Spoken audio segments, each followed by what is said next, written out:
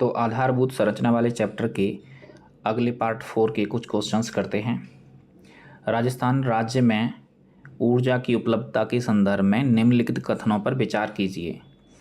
कथन 1, वर्ष 2021-22 में राज्य की कुल ऊर्जा उपलब्धता 9080.92 करोड़ यूनिट थी। तो इसको इस प्रकार याद रख सकते हैं 9080। कथन सेकंड, वर्ष 24-25 में यह उपलब्धता बढ़कर 11,770 करोड़ यूनिट हो गई। इस अवधि में ऊर्जा उपलब्धता 29.61% की वृद्धि दर्ज की गई है। तो ये 3 साल के जो पीरियड है, इसमें जो एनर्जी है, ऊर्जा उपलब्धता है, वो 29.61% बढ़ी है। अगर हम इसको मैथमेटिकली रूप से देखें 9080 से 11,770 तो 29.61% ही आएगा। तो तीनों कथन बिल्कुल सत्य हैं। राजस्थान आर्थिक समीक्षा 2025-26 के अनुसार राज्य की कुल ऊर्जा उपलब्धता के संदर्भ में वर्ष 2021-22 और वर्ष 24-25 के बीच की वृद्धि दर कितने प्रतिशत दर्ज की गई है? तो अभी हमने पढ़ा है 29.61%। राजस्थान की वितरण प्रणाली के संदर्भ में उपभोक्ताओं की संख्या तथा वृद्धि दर से संबंधित निम्नलिखित कथनों पर विचार कीजिए। कथन 1, मार्च 2025 में उपभोक्ताओं की संख्या 197.94 लाख थी। कथन 2, नवंबर 2025 तक उपभोक्ताओं की संख्या 202.78 लाख हो गई। इस समयावधि में उपभोक्ताओं की संख्या में 2.44% की वृद्धि हुई। अगर इसको भी मैथमेटिक्स के रूप में देखें तो बिल्कुल 2.44% आ रहा है। अगर 197 में से 202 बढ़ेगा लगभग तो तीनों कथन सत्य हैं। राजस्थान में ग्रामीण विद्युतीकरण के लक्ष्यों और उपलब्धियों दिसंबर 2025 तक के संबंध में निम्नलिखित कथनों पर विचार कीजिए। कथन 1, राज्य में 100% ग्रामीण विद्युतीकरण का लक्ष्य रखा गया है। कथन 2, राज्य सरकार द्वारा दिसंबर 2025 तक 43,965 गाँवों का विद्युतीकरण किया गया है। कथन 3, दिसंबर 2025 तक कुल 1.14 लाख ढाणियों का विद्युतीकरण किया गया है। तो तीनों ही तथ्य सही हैं बिल्कुल। राजस्थान आर्थिक समीक्षा 2025-26 के अनुसार दिसंबर 2025 तक ग्रामीण विद्युतीकरण योजना के तहत कुल कितने ग्रामीण घरों का विद्युतीकरण किया गया है? तो 111.15 लाख ग्रामीण घर। कृषि कनेक्शन और टैरिफ अनुदान के संदर्भ में निम्नलिखित कथनों की सत्यता की जांच कीजिए। कथन 1, वर्ष 2025-26 में दिसंबर तक किसानों को 70,566 कृषि कनेक्शन जारी किए गए। कथन 2, वर्ष 2025-26 में नवंबर तक के दौरान किसानों को 14,612.19 करोड़ का टैरिफ अनुदान उपलब्ध करवाया गया। तो दोनों आंकड़े बिल्कुल सही हैं।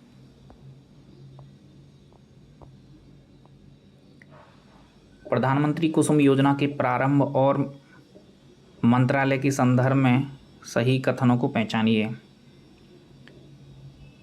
इस योजना का प्रारंभ मार्च 2019 में किया गया था।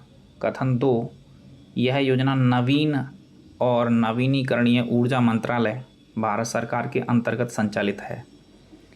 तो बिल्कुल इस योजना का जो आरंभ था वो मार्च 2019 से किया गया था और यह योजना नवीन और नवीनीकरण ऊर्जा मंत्रालय के अंतर्गत संचालित है। दोनों कथन बिल्कुल सत्य हैं। प्रधानमंत्री कुसुम योजना का पूर्ण रूप, फुल फॉर्म, इसका प्राथमिक उद्देश्य, फुल फॉर्म तथा इसका प्राथमिक उद्देश्य क्या है? तो फुल फॉर्म कृषि ऊर्जा सुरक्षा उत्थान महाअभियान और सौर पंपों और ग्रिड से जुड़े सौर ऊर्जा संयंत्रों की स्थापना। तो ऑप्शन बी, किसान ऊर्जा सुरक्षा एवं उत्थान महाअभियान और सौर पंपों और ग्रिड से जुड़े सौर ऊर्जा संयंत्रों की स्थापना, यह उसका प्राथमिक उद्देश्य है और फुल फॉर्म इसकी किसान ऊर्जा सुरक्षा एवं उत्थान महाअभियान। प्रधानमंत्री कुसुम योजना के लक्ष्य के संदर्भ में निम्नलिखित कथनों पर विचार कीजिए। कथन 1, योजना का लक्ष्य 2026 तक लगभग 34,800 मेगावाट की सौर ऊर्जा क्षमता को जोड़ना है, मार्च 2026 तक। कथन 2, योजना के तहत केंद्र राज्य किसान का वित्तीय सहायता पैटर्न क्रमशः 40-30-30% है। तो यह क्रमशः लगा के देख सकते हैं कि इसका कितना है। तो ऑप्शन ए बिल्कुल करेक्ट है, 2026 तक लगभग 34,800 मेगावाट सौर ऊर्जा क्षमता को जोड़ना है, यह बिल्कुल सही है। लेकिन इसमें जो दे रखा है केंद्र राज्य और किसान का वित्तीय पैटर्न, यह मुझे सही नहीं लग रहा, क्योंकि केंद्र का है 30%, राज्य का 30% और किसान का जो है वो 40% है। तो इस योजना के अंदर किसान को कंट्रीब्यूशन 40% का करना पड़ेगा। तो कथन 1 सही है, बिल्कुल कथन 1 सत्य है। देखो वैसे इसमें रेड आ गया है, लेकिन सही लिखा है, पहला कथन सही है कि लक्ष्य 34,800 मेगावाट है, लेकिन दूसरा कथन गलत है। दूसरा कथन क्यों गलत है अभी पता चल जाएगा। दूसरा कथन गलत है क्योंकि वित्तीय सहायता पैटर्न 30% केंद्र, 30% राज्य तथा 40% किसान का है। ओके, तो हमारा कथन बिल्कुल फर्स्ट सही है और सेकंड गलत है, और सब रेड रेड हो जाएंगे क्योंकि कथन 1 ही सही है। प्रधानमंत्री कुसुम योजना के अंतर्गत वित्तीय सहायता पैटर्न में केंद्र, राज्य और किसान की प्रतिशत हिस्सेदारी का सही संयोजन कौन सा है? कोई बात नहीं, वहाँ पे गलत दिखा रहा था तो यहाँ पे बिल्कुल सही हो जाएगा। केंद्र का 30%, राज्य का 30% और किसान का 40%, बिल्कुल एक्यूरेट। प्रधानमंत्री कुसुम योजना में कृषक अंशदान 40% के वित्त पोषण के संदर्भ में निम्नलिखित में से कौन सा कथन सही है? किसान बैंक से 30% ऋण ले सकता है और शेष 10% किसान को देना होगा। मतलब जो किसान है 40% का कंट्रीब्यूशन करेगा इस योजना के अंतर्गत, 30% वह लोन ले लेगा और 10% खुद से उसे वहन करना होगा। तो ऑप्शन ए बिल्कुल करेक्ट है। प्रधानमंत्री कुसुम योजना के घटकों के संबंध में निम्नलिखित में से कौन सा कथन असत्य है? गलत कथन हमें छांटना है।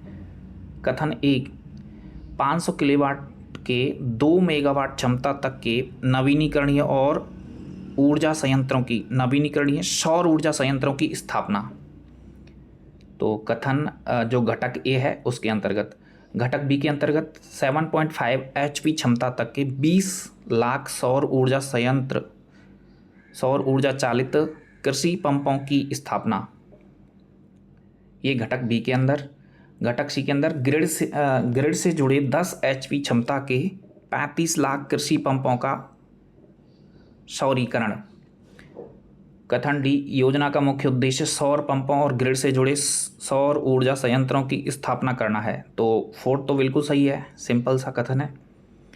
अब गलती तीनों में से कोई एक में होगी, तो सेकंड घटक जो बी है 7.5 HP बिल्कुल एक्यूरेट है, और 20 लाख जो सौर ऊर्जा चालित पंपों की स्थापना करना है वो भी बिल्कुल सही है। लेकिन घटक सी में जो है 10 HP लिखा है, यहाँ पर भी 7.5 HP होगा। बी घटक और सी बिल्कुल सेम है, लेकिन केवल और केवल अंतर 35 लाख और 20 लाख का है। तो 7.5 HP इसमें होगा और 7.5 HP ही बी में है। तो कथन सी गलत हो जाएगा। तो यह कथन असत्य है क्योंकि घटक सी के तहत 10 HP नहीं बल्कि 7.5 HP क्षमता के 35 लाख पंपों का ऊर्जीकरण शामिल है।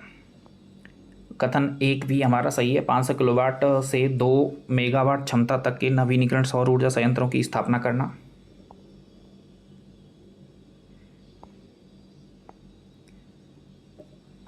घटक ए के प्रथम चरण के क्रियान्वयन के संदर्भ में निम्नलिखित कथनों पर विचार कीजिए। इसका संचालन राजस्थान अक्षय ऊर्जा निगम लिमिटेड RECL द्वारा किया जा रहा है। कथन 2, प्रथम चरण के लिए संशोधित क्षमता लक्ष्य 153 मेगावाट निर्धारित किया गया है।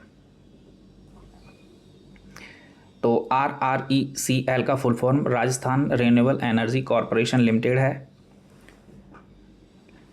तो पहला कथन बिल्कुल सही है। प्रथम चरण के लिए संशोधित क्षमता लक्ष्य 153 मेगावाट निर्धारित किया गया था, यह भी बिल्कुल सही है। तो दोनों कथन सत्य हैं। घटक ए के प्रथम चरण की उपलब्धियों के संदर्भ में निम्नलिखित कथनों पर विचार कीजिए। दिसंबर 2025 तक 468.75 मेगावाट क्षमता के 364 सौर संयंत्र स्थापित किए जा चुके हैं। कथन 2, प्रथम चरण की परियोजना कमीशनिंग की समय सीमा 31 दिसंबर 2025 तक बढ़ा दी गई थी। तो दोनों कथन बिल्कुल सत्य हैं। 468 मेगावाट क्षमता के 364 सौर संयंत्र स्थापित किए जा चुके हैं। यह घटक ए के कंपोनेंट प्रथम चरण के अंतर्गत की बात है। कंपोनेंट ए के अंतर्गत प्रथम चरण 468 मेगावाट क्षमता के 364 संयंत्र स्थापित किए जा चुके हैं और 31 दिसंबर 2025 तक यह तिथि बढ़ाई गई थी। तो दोनों बिल्कुल करेक्ट हैं। घटक ए के द्वितीय चरण, अब सेकंड चरण आ गया है।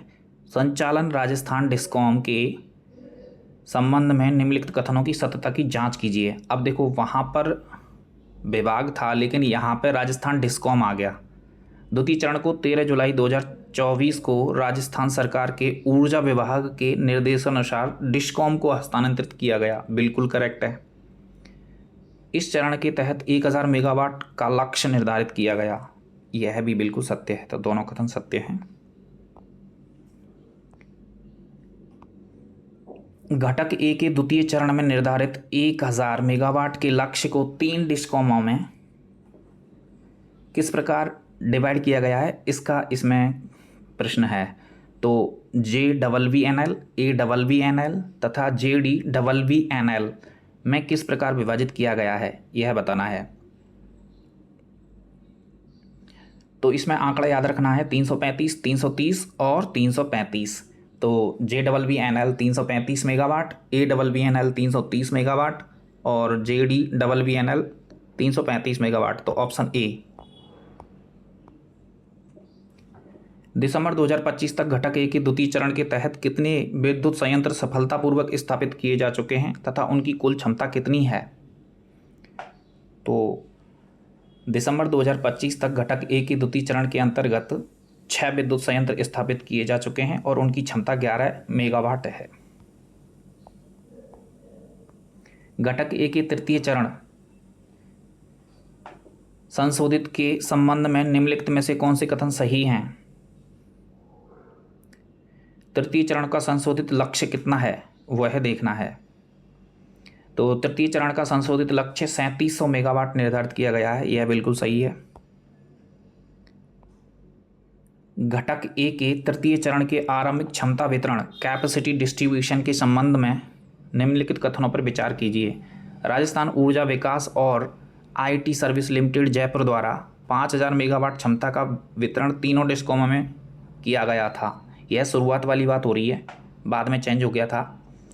MNRE द्वारा 4000 मेगावाट की स्वीकृति दी गई थी शुरुआत में, लेकिन बाद में 3700।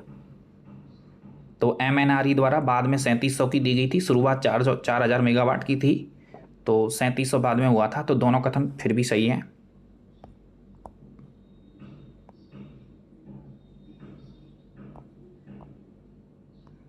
अभी हमारा एक कथन और रह गया है, उसे भी कथन नहीं, लास्ट प्रश्न बचा है, उसे भी कर लेते हैं। प्रधानमंत्री कुसुम योजना के घटक ए के अंतर्गत राजस्थान में तीसरे चरण की प्रगति के संदर्भ में दिसंबर 2025 तक की स्थिति का परीक्षण कीजिए और सही कथन को पहचानिए। तो दिसंबर 2025 तक तीसरे चरण के तहत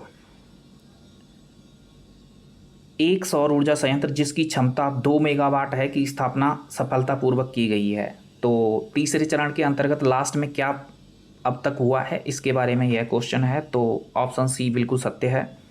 दिसंबर 2025 तक तीसरे चरण के तहत ठीक एक सौर ऊर्जा संयंत्र जिसकी क्षमता 2 मेगावाट है की स्थापना सफलतापूर्वक की गई है। तो ये पीएम कुसुम योजना का घटक ए और तीसरे चरण की बात हो रही है। दिसंबर 2025 तक राज्य में 2 मेगावाट क्षमता का एक सौर ऊर्जा संयंत्र सफलतापूर्वक स्थापित कर लिया गया है।